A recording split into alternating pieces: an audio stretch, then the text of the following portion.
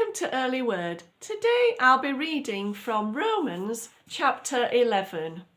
God's mercy on Israel. I ask then, has God rejected his people, the Jews? Of course not. Remember that I myself am a Jew, a descendant of Abraham, and a member of the tribe of Benjamin. No, God has not rejected his own people, whom he chose from the very beginning. Do you remember what the scriptures say about this? Elijah the prophet complained to God about the people of Israel and said, Lord, they have killed your prophets and torn down your altars. I alone am left, and now they are trying to kill me too. And do you remember God's reply? He said, you are not the only one left. I have 7,000 others who have never bowed down to Baal. It is the same today, for not all the Jews have turned away from God. A few are being saved as a result of God's kindness in choosing them, and if they are saved by God's kindness, then it is not by their good works. For in that case, God's wonderful kindness would not be what it really is, free and undeserved. So this is the situation. Most of the Jews have not found the favour of God they were looking for so earnestly. A few have, the ones God has chosen, but the rest were made unresponsive. As the scriptures say, God has put them into a deep sleep. To this very day he has shut their eyes so they do not see, and closed their ears so they do not hear. David spoke of this same thing when he said, let their bountiful table become a snare, a trap that makes them think all is well. Let their blessings cause them to stumble. Let their eyes go blind so they cannot see.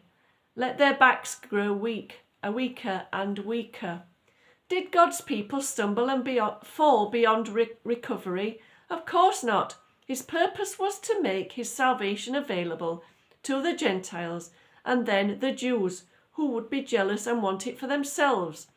Now, if the Gentiles were enriched because of the Jews turned down God's offer of salvation, think how much greater a blessing the world will share when the Jews finally accept it. I am saying all of this especially for you Gentiles. God has appointed me as the apostle to the Gentiles, and I lay great stress on this, for I want to find a way to make the Jews want what you Gentiles have, and in that way I might save some of them. For since the Jews' rejection meant that God offered salvation to the rest of the world, how much more wonderful their acceptance will be. It will be life for those who were dead. And since Abraham and the other patriarchs were holy, their children will also be holy. For if the roots of the tree are holy, the branches will be too.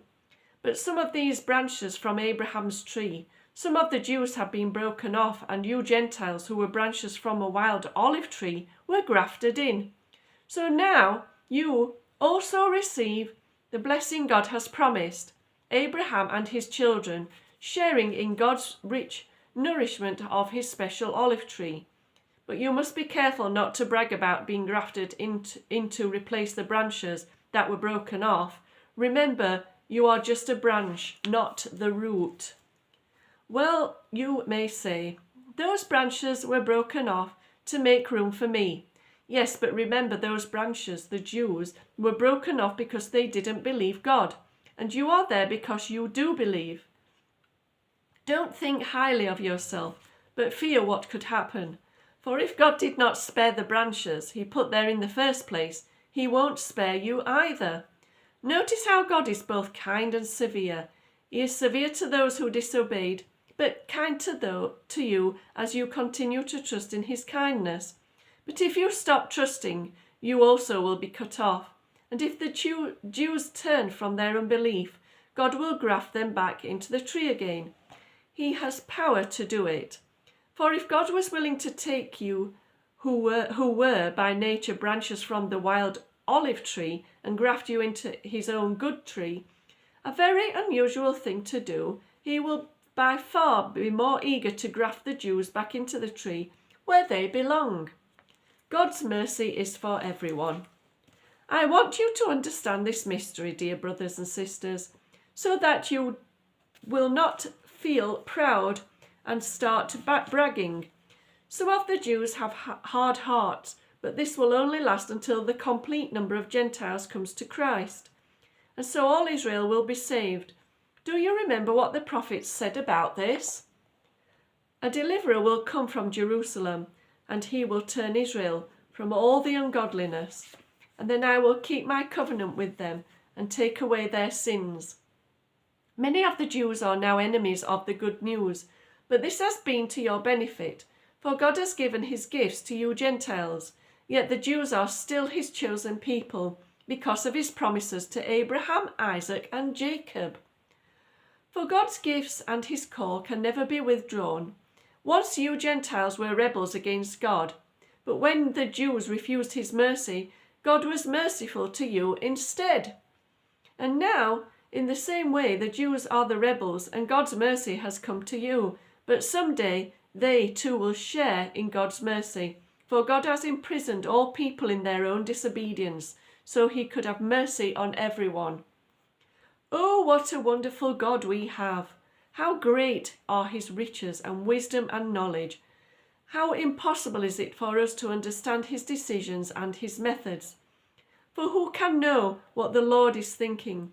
Who knows enough to be his counselor? And who could ever give him so much that he would have to pay it back? For everything comes from him. Everything exists by his power and is intended for his glory. To him be glory evermore. Amen. Tune in next time for chapter 12.